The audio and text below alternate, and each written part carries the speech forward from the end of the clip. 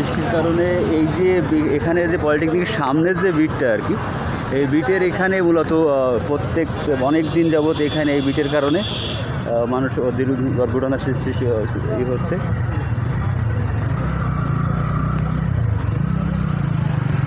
আমরা আহতদের আইসিইউতে নিয়ে দেওয়া হয়েছে। আপনারা কেউ দেখছেন এখানে? কেউ দেখেন না এখানে? যারা প্রত্যক্ষদর্শীরা কেউ এখানে নাই। আনুমানিক কয়টার দিকে ঘটনাটা ঘটে বা? হ্যাঁ, মানে 2টার দিকে, 2:50-এর দিকে, তাই?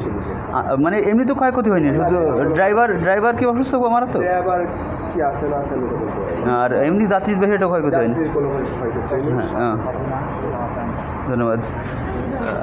আমরা এখান থেকে লবণচড়ার থানা থেকে পুলিশ প্রশাসনের লোক এখানে এসেছে। আমরা দেখানোর জন্য চেষ্টা করতেছি যে তাদের সাথে কথা বলা, এবং এটা সাধারণত কোনো বড় ধরনের দুর্ঘটনা এখানে হয়নি, তো এই জন্য মূলত সাধারণ মানুষের কোনো ক্ষয়ক্ষতি এখানে হয়নি।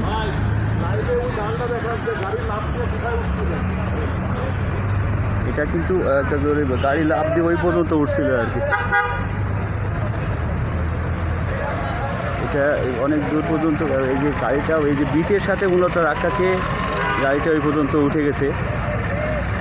এখানে ধাক্কা খেয়ে গাছের সাথে মূলত ধাক্কা খেয়েছে আর কি। যাত্রীদেরকে ভিতরের দিকে রাখা হয়েছে, কলেজের ভিতরের দিকে। এনারাও ভিতরে ছিল যাত্রী। বেশি একটা ক্ষয়ক্ষতি হয়নি সব অবশ্য, তারপরেও একটা দুর্ঘটনা এখানে। আমরা বাসের কর্তৃপক্ষের ড্রাইভার বা কারোর সাথে কথা বলার জন্য চেষ্টা করব। কিভাবে এই ঘটনাটা কিভাবে হলো?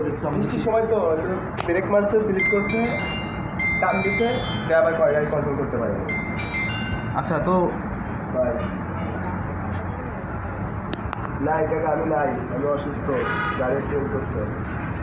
খুলনার লবণচড়ায় বাসের দুর্ঘটনায় একটা দৃশ্য আপনাদের দেখানোর জন্য চেষ্টা করতেছি আমরা।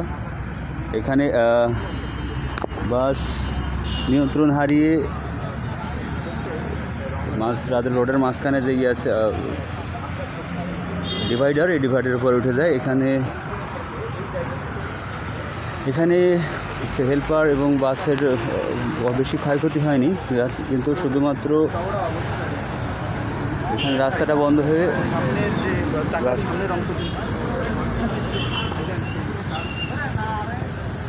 দেখানোর চেষ্টা করছি যে এখানে কি